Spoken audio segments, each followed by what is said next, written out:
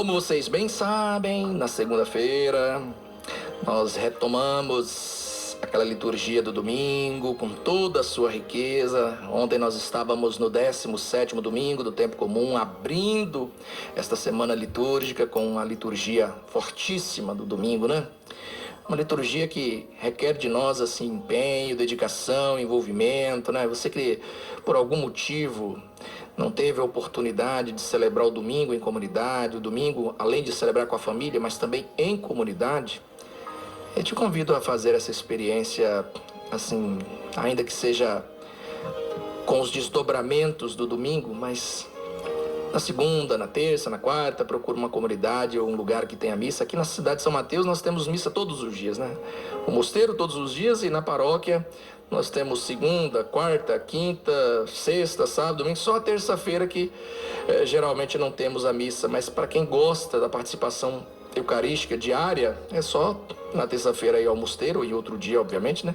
Mas o restante dos dias todos a gente deve ter uma outra celebração acontecendo aqui na cidade de São Mateus, na paróquia São Mateus e nas paróquias arredores aqui, né? Então você pode fazer essa experiência em outro dia da semana, sim, mas o domingo tem aquele efeito, né? Que nos convida, nos envolve numa relação com Deus, com a comunidade, com a liturgia, mais especialmente. E nesse 17º domingo fomos convidados a descobrir a verdadeira oração. Sabe que a oração é um exercício, né? Ela está entre os exercícios espirituais. E sendo um exercício, ela deve ser praticada, para você treinar a oração. E é difícil nos tempos de hoje a gente conseguir viver essa oração, viver essa relação de intimidade, seja por causa do barulho, seja por causa da dispersão da nossa atenção, né? O que nós chamamos hoje de déficit de atenção, seja isso enquanto um transtorno, né? Acentuado e diagnosticado, seja isso enquanto atividade, né? Você se envolve com tanta coisa durante o dia que você se dispersa, né? Sua atenção fica dispersa, fica difusa demais. E você tem muita dificuldade de aplicar a sua atenção concentrada em alguma coisa. Num estudo, numa relação, numa conversa. E obviamente isso chega na oração. E como chega, hein? Dificilmente você vai conseguir começar um Pai Nosso, uma oração da Ave Maria, um Santo Anjo, um terço. Dificilmente você vai começar e terminar sem ser perturbado por tantas formas de pensamento e imaginação. Dificilmente você vai conseguir começar e terminar uma oração sem ser perturbado por um ruído, um barulho, seja dentro de você, seja fora de você. Outro dia eu estava me dando conta que hoje em dia as pessoas passam na frente da igreja, está acontecendo uma celebração e elas não abaixam o som do carro, não param de acelerar a moto ou de fazer barulho ou de... Não, é só mais um prédio qualquer, está ali no centro da cidade ou numa rua ou num determinado bairro. Quando na verdade as pessoas estão ali buscando se encontrar com Deus e buscando uma experiência de profunda intimidade com Deus. E nesse exercício de purificar as motivações, as aspirações interiores, para que você possa de fato vivenciar uma boa intimidade com Deus, entra todos os desafios que nós tínhamos na liturgia de ontem. As idolatrias, né, que também aparecem na liturgia de hoje, né, atrapalhando a nossa oração. E é claro, o desânimo, o cansaço, a desmotivação. Ontem com a pessoa de Abraão, hoje com a pessoa de Moisés, e ao longo da Sagrada Escritura inteira nós vamos tendo exemplos de pessoas que insistiram, que confiaram. Juntando as duas liturgias, a de ontem e a de hoje, a gente poderia dizer assim: a oração, baseando no que escutamos na liturgia de ontem, ela deve ser insistente, ela deve ser determinadamente insistente, perseverante. Ela deve ter de nós essa confiança plena. E baseado no que escutamos na liturgia de hoje, né, na parábola do grão de mostarda, ou nas parábolas da liturgia de hoje, nós deveríamos dizer que a oração ela é um ponto que aparentemente é incipiente, pouco atraente, pouco destacado. Parece assim um tiquinho do nosso dia meio inútil. Você para ali, faz uns 2, 3 minutinhos de oração. O que aquilo vai mudar no dia, né? Mas a palavra de Deus diz que ela é como um fermento. A porção é pequenininha na massa. É como um grão de mostarda, uma das menores sementes de hortaliças. Mas quando vai crescendo, quando ganha corpo, se torna uma das maiores árvores entre as hortaliças, a ponto de fazer sombra, os animais fazerem ninhos em suas árvores. Então assim é a oração. Deve ter de nós insistência, perseverança, compromisso, e deve ter de nós confiança. Nós devemos praticar a oração como um ato de fé.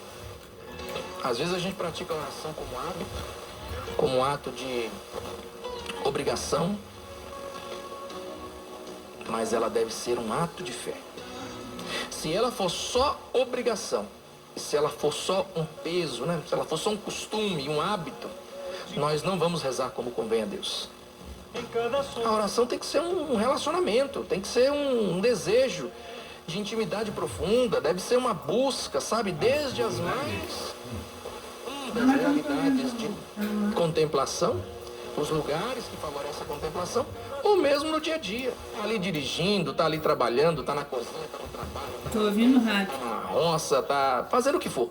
Tá na escola, mas você tá ali. Pensamento elevado aos céus, coração elevado a Deus. Como dizemos no convite da oração eucarística, corações ao alto, os nossos corações estão em Deus. Isso é oração. Todos os dois estão mornos, viu? Isso é uma maneira de viver a oração. Às vezes você nem vai conseguir fazer muito tempo. Tem gente que consegue praticar por mais tempo, né? Em quantidade, né? Você reza um rosário inteiro, você faz uma adoração longa, você faz uma meditação da palavra de Deus longa, de minutos e minutos, horas. Mas a oração pode ser só o grito de uma alma, como aquele de Jesus na cruz. Meu Deus, meu Deus. Como o salmista, das profundezas eu clamo a vós, Senhor, escutai o meu gemido. E por falar em gemido, Paulo ensina a comunidade de Roma que a oração é a abertura ao Espírito que geme em nós,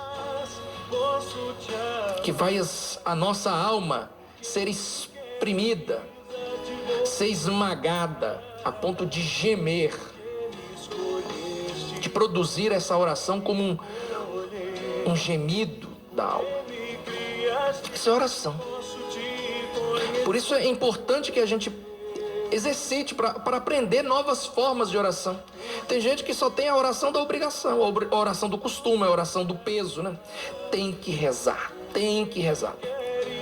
Não, temos que rezar sim. Mas se ela for só esse peso, aliás, todo compromisso, toda vivência na fé, toda vida pastoral, toda vida de espiritualidade, se for só peso, se for só tradição, se for só obrigação, não é resistente. Não dura muito. Pode até ter uma empolgação, pode até ser levada a uma determinada duração por causa daquela empolgação, da motivação inicial. Mas depois vai se esfriando, vai se esfriando, vai se esfriando. Parece os discípulos depois da contemplação do Tabor, né? Vamos fazer 3 tendas aqui, Senhor. Daí a pouco, desce da montanha e já não consegue viver a mesma entrega, a mesma intimidade com Deus. Nós também somos assim, às vezes a gente vai num retiro, você não quer que acabe. Você está numa missa, aquela missa mexeu tanto com a sua alma, né? As palavras, os cantos, a espiritualidade vivida ali, expressada ali, veio mexendo com a sua alma de tal maneira que você fala assim, não quero sair daqui, eu não quero que essa missa acabe, eu não quero que essa adoração acabe, eu não quero que essa palavra, essa mensagem acabe, eu não quero que essa pregação acabe, eu não quero que esse encontro acabe. Mas vai acabar. E o que fica em você depois disso? Então isso é a oração. A oração é o que prolonga a ação de Deus na sua alma, é o que prolonga, depois daquele grande momento do sacramento, depois daquele grande momento sacramental, da bênção, da Eucaristia, da proclamação da palavra, a oração faz ela se estender, esses frutos se estenderem na sua vida. Isso é oração. Por isso que Não é tão simples assim. E como eu disse antes, vai sempre ser tentada ao desvio. Desvio da atenção, desvio da conduta, desvio. Nós vamos nos desviando da oração, nós vamos nos esquivando. Nossos pensamentos se traem, eles se distraem e nos traem. Você está querendo rezar, mas ele está te levando para outros lugares. Então, a oração é um desafio, tá? É um exercício exigente. Mas a gente vai conseguir. Você se entrega, né? Se pede o Espírito que ore em nós. Como diz o convite para a oração do Pai Nosso na liturgia, no missal romano, aquela frase é assim, ela é muito feliz. Guiados pelo Espírito de Deus, pelo Espírito Santo de Deus, que ora em nós e por nós. Olha isso. O Espírito ora em nós. Ele não só sopra em nós, mas ele ora em nós. E como eu disse, com gemidos inefáveis. Inclusive, se esse Espírito falar e orar em nós assim, nós vamos produzir orações profundas.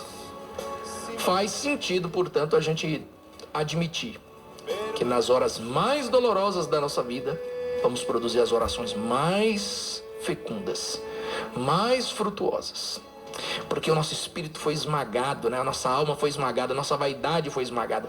Ali foi purificada a nossa intimidade, a nossa experiência com Deus. E brotou uma oração profunda. E como eu disse, pode ser só um grito, uma frase. Uma frase que eu inclusive repito, né? Como faziam os grandes monges, os padres do deserto, repetindo aqueles longos horários, né, de oração, durante aqueles longos momentos de oração, uma única frase. Uma única frase. Isso é oração. Que Deus nos ajude a rezar mais e a rezar melhor. A orar mais e a orar de modo melhor, como um exercício, como intimidade, como desejo, como queria Agostinho, né, quando inquietado pela frase orai sem cessar. E ele se pergunta: como eu posso orar sem cessar, sendo um bispo, sendo um homem responsável por um governo pastoral de uma diocese? Como posso orar sem cessar?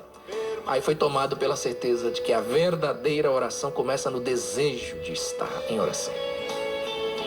Por isso, se você, mesmo não podendo rezar, tem desejo de rezar, isso é oração. É uma centelha do Espírito de Deus gritando dentro de você: vem, vem para a intimidade com o Pai. Que Deus nos ajude a rezar. E nas horas mais desafiadoras da nossa vida, confiar profundamente na oração. E nas horas mais saborosas, fazer da nossa oração louvor. Que Deus abençoe você em casa, no trabalho, na estrada. Que te leve a produzir grandes orações, grandes momentos de oração em casa. Que pena que a gente parou de rezar em casa, parou de rezar em família. Que pena que muitos não fazem mais isso. Que grande parte da nossa vida, da nossa sociedade, das nossas famílias, perdeu esse efeito, esse fruto, plantado e colhido em casa. A oração. A oração do pai e da mãe sobre os filhos. A oração dos filhos e os pais, pelos pais. A oração de uns pelos outros. Que esta bênção de Deus se estenda sobre você. Em casa, no trabalho, na estrada, com suas lutas, desafios. E que você produza grandes orações, grandes momentos de intimidade com Deus.